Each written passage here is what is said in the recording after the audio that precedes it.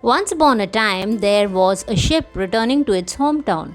Very rich businessmen and well known personalities were sailing in it. Suddenly, in the midst of the ocean, there was a big storm, and great winds hit the ship, and the ship was on the verge of sinking. At such a moment, everyone started to pray.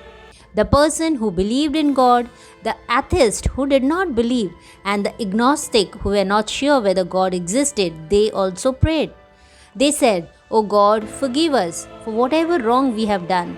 That was all because of our ignorance. Forgive us and let us reach the shore alive. Save us, God." There was a well known monk in the ship.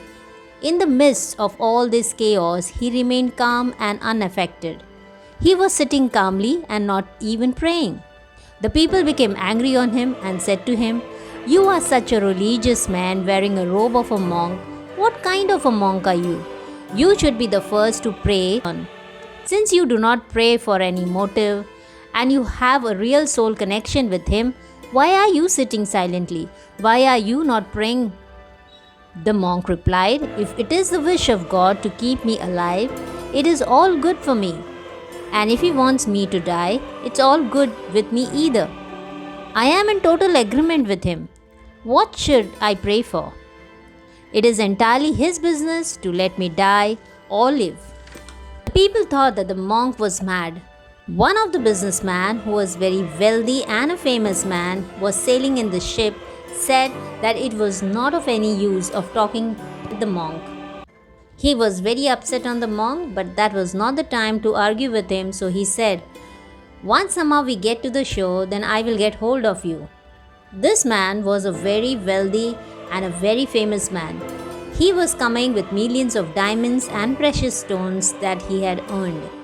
He had a very beautiful palace here. Even the king was jealous of him. Many times had the king asked him to give his palace, and the king was ready to pay any price for that palace. But this rich man always said to the king, "I will never sell my palace, it is my pride." When the ship was almost sinking, the man, out of fear of death, said aloud, "God, if you spare my life, I will give you my palace." Out of nowhere, the winds disappeared and the ocean became calm. The ship was saved, everyone safely reached the shore. Now the rich man was in a very difficult position because of what he had said. Now he was not angry on the monk anymore.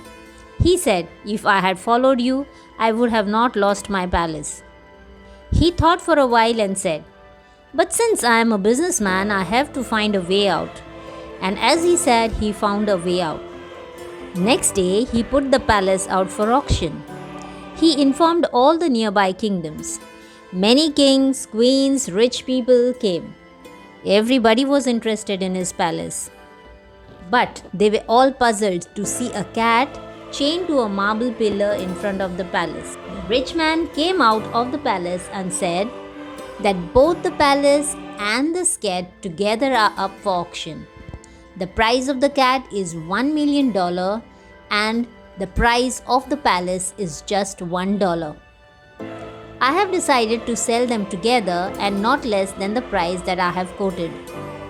The king agreed to the price, but asked the businessman about the secret of the cat and why he is charging so high for a cat and so less for a big palace. The businessman replied, "There is no secret behind it, just that I got into trouble because of a prayer. I promised God to give the palace if his life was saved. So the $1 million which he gets by selling the cat, he will keep with him, and the $1 which he gets by selling the palace will go to God's fund." By this story, we all can relate to ourselves. We too pray in the similar way. It's just an effort to persuade God to do things according to us. We pray only when there is some disagreement, when something happens which we do not want to happen. Only then do we want God to intercede, to stop, or change that situation. We are always busy in bribing God.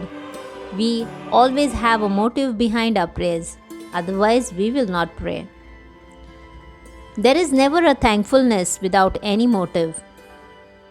There is never a gratitude in our prayers. Whenever you pray, just drop all your thoughts and become wordless. If we can do this, so much of blessings will descend upon us for the small gratitude that we show towards Him.